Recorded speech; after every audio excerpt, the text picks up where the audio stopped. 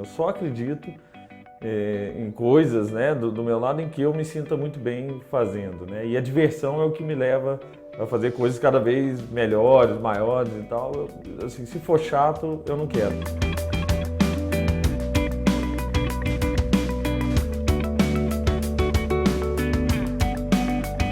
Eu sempre fui um cara que quis seguir um caminho diferente das outras pessoas. Meu pai é médico, minha mãe é dentista e tal, minha família era família tradicional mineira, né?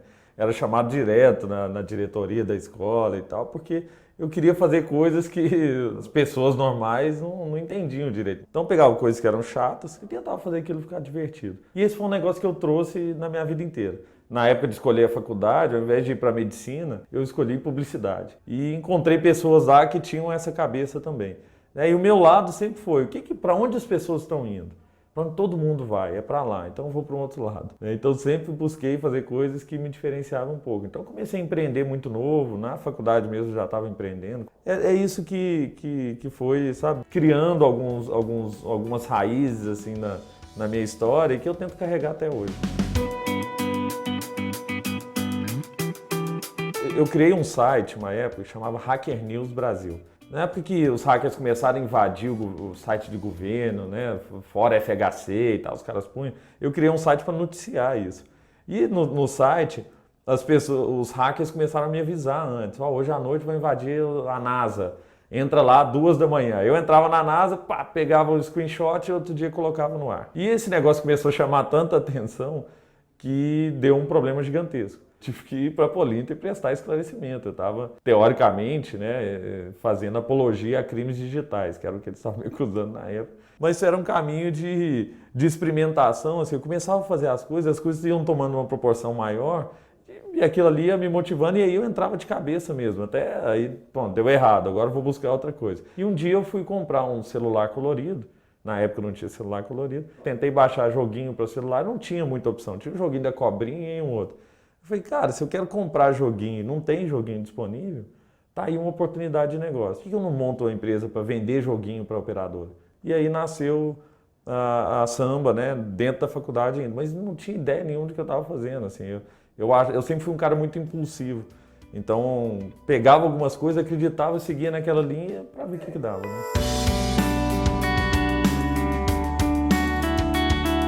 Eu entrei nesse negócio de joguinho para celular sem conhecer absolutamente ninguém na indústria. E fui vender batendo de porta em porta nas operadoras, que é um negócio super complicado, né? Tentando ver se alguém me recebia lá dentro e ia lá e vendia o negócio para os caras. E consegui vender para todos os operadores da América Latina. Né? 1 ano e meio depois, a gente vendia do México para baixo, todo mundo comprava joguinho da gente. Em um determinado momento, eu falei, joguinho não é mais a onda, esse negócio vai morrer. E a gente estava ganhando dinheiro com o joguinho. E eu falei, vou criar uma plataforma para vídeo online. Então eu entendi que a partir do momento que esse negócio começava a ficar na operação, no dia a dia, eu tinha uma necessidade interna de eu preciso criar alguma coisa nova, eu preciso dar um próximo passo. Porque um dia eu estava sentado com o diretor de uma emissora de televisão e vi que tinha uma fita, tipo uma fita cassete em cima da mesa dele.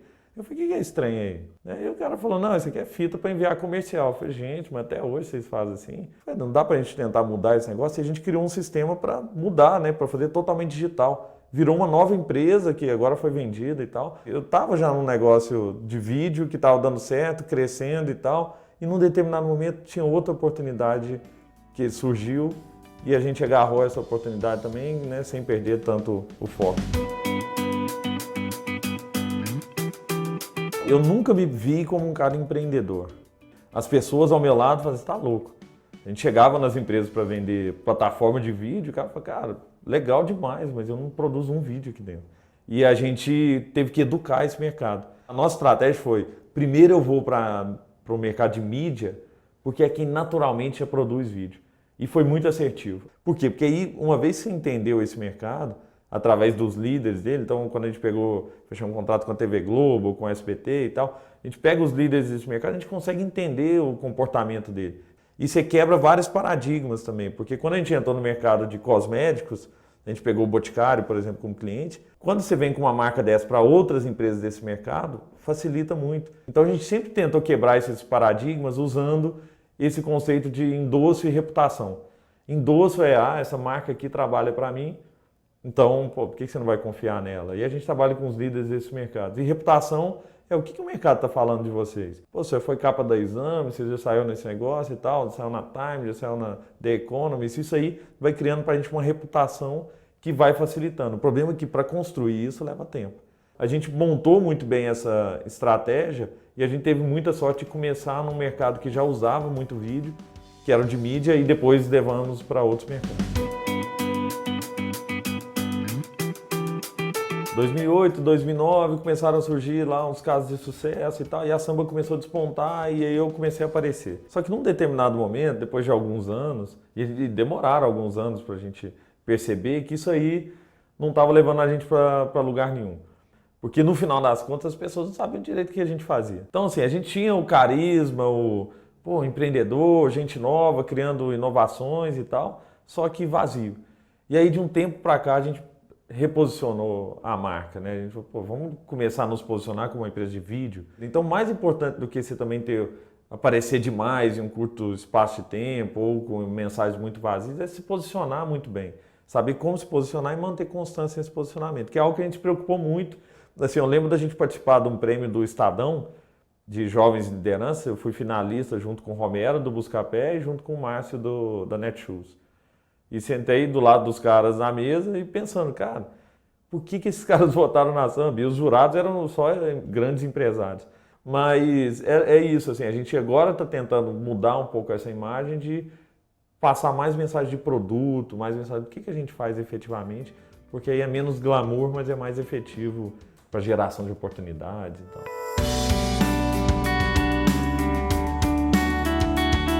Depois que a samba ficou conhecida, eu passei a ter uma causa, que é estimular outros empreendedores. Então passei a dar palestra em um monte de lugar, falar para um monte de gente e tal, porque esse era um negócio que eu queria que as pessoas olhassem e falassem, gente, esse moleque aí fala tudo errado. Jecão da roça, conseguiu fazer alguma coisa? Eu não consigo. Então esse é um negócio que sempre foi o que me motivou. E eu gastei muito tempo fazendo isso. E aí até um determinado momento que muita gente começou a chegar para mim e falou, Gustavo, pegando mal, porque você está falando muito em evento, o cara fica olhando lá, esse cara não trabalha não, esse cara só fica no oba-oba e tal. E isso me deixou triste até. Esse negócio para mim é o meu, no momento que eu estou, e agora a gente está buscando outras coisas, mas esse é um projeto social que a gente tem. E o jeito de ajudar outras pessoas foi isso. Eu participei de várias coisas com o Sebrae, de várias coisas em universidade, em escola pública. E um negócio que eu percebi é que a gente tem um poder muito maior de estimular os jovens do que às vezes o grande empresário. Porque você pega o cara lá, o senhor Lair Martins, dono do Martins, uma empresa de bilhões de reais e tal, um belíssimo empreendedor. Mas o menino olha lá e fala, nunca vou ser igual a ele. Agora quando você começa a pensar no Thales da EasyTaxi, no Romero do Buscapé, no Gustavo da Samba e tal, você fala, esse cara estudou com um amigo meu, esse cara é primo de um colega meu, esse cara tá sempre aqui em evento, fica próximo, sabe? E a gente tem essa função. Um negócio que eu estou pensando muito agora e que a gente tem trabalhado muito é como é que eu revoluciono a comunicação dentro das empresas. Se você pegar o modelo tradicional de treinamento e coisa, é um modelo linear, chato, o cara é obrigado a ver os vídeos, o cara tem que fazer tudo, um só pode ver um vídeo depois do outro, só pode fazer um negócio depois do outro e tal. E esse não é o mundo mais. O mundo é totalmente não linear, o mundo é totalmente móvel, o mundo é totalmente interativo, ágil. Então aquele negócio de não, o presidente, para o presidente falar na frente de uma câmera, tem que ter um estúdio, acabou. Se o cara precisar, ele grava o negócio no celular e manda a mensagem. A mensagem com agilidade é muito mais efetiva do que a criação o cara com maquiagem, um estúdio e tal. É legal, mas para a mensagem do dia a dia ali, não. O cara tá no Twitter, o cara tá no Facebook, o cara tá no YouTube. E aí chega dentro da empresa, ele tá no SAP, ele está num LMS feioso, né, de treinamento. Essa é a nossa causa, sabe? Fazer a vida das pessoas ficarem melhor, ficar mais divertida. Então, tenho passado, além de trazer essas coisas como o samba, eu tenho falado para várias empresas também sobre como é que as startups agem. Por que vocês não se aproximam das startups para inovar? Por que vocês não criam coisas diferentes com gente nova saindo da faculdade, que é muito mais barato, muito mais inovador, e esse cara precisa de mercado, esse cara precisa estar próximo de uma empresa grande. Né? E as empresas grandes estão lá, não conseguem sair do lugar, porque tentam fazer tudo dentro de casa num modelo que não funciona mais. E os funcionários estão completamente frustrados. Né? Esses caras estão cada vez mais querendo sair para empreender. Você passa a pensar diferente, seu pensamento é outro, né? Enquanto você vive, quando você não tem filho, você vive para você, né? E eu tô mudando toda a lógica do meu, assim, lógica de trabalho, eu não pego o celular de manhã, eu tento desligar à noite. Eu tive uma vez com um cara do Google que falava isso. Seu cérebro não consegue trabalhar freneticamente o tempo inteiro. Então foca alguns períodos do dia para você trabalhar muito, né? Aí muito mais frenético e depois desliga. E é um negócio que eu tenho tentado fazer. Então, quando eu estou perto do meu filho, eu não pego o celular. Mas eu tento, né, dar esse tempo para ele, por menor tempo que eu passo com ele, por menos tempo que eu passo com ele, eu quero passar um tempo de qualidade com ele. Então, e tem funcionado. Está produtivo também. Gustavo é um inovador. Ele tem duas características que chamam muita atenção. Uma delas é ter construído uma empresa de sucesso onde as pessoas trabalham se divertindo, tem um dia a dia bacana, casa um lazer com produtividade, um ambiente inspirador, criativo, e isso vai totalmente contra o que as pessoas acreditam de que a gente precisa de um ambiente formal, um ambiente rígido, cheio de regras para ter sucesso e resultado. O que a gente precisa mesmo é tirar o melhor das pessoas, independente do ambiente. E a outra característica é, um cara simples, um cara que vem do interior, um cara que usa calça jeans e tênis, camiseta, joga videogame, coleciona boneco e, enfim, é um cara super normal e construiu uma empresa que bate de frente com empresas gigantes. E é por isso que ele é fora de série. Nada pode trocar o valor de um pai poder levar o filho para a escola de manhã, ou passar um pouco mais de tempo com a pessoa que você ama, ou ter tempo para ler um livro, o que seja. Mas não tem sala maior, não tem item de lazer que vale essa troca. E eu falei, cara, quer saber? Eu vou criar, vou empreender. Então, o primeiro empreendimento eram 3 pessoas, eram 2, na verdade a gente acabou contratando uma quase durante o lançamento. Era um prédio de 300...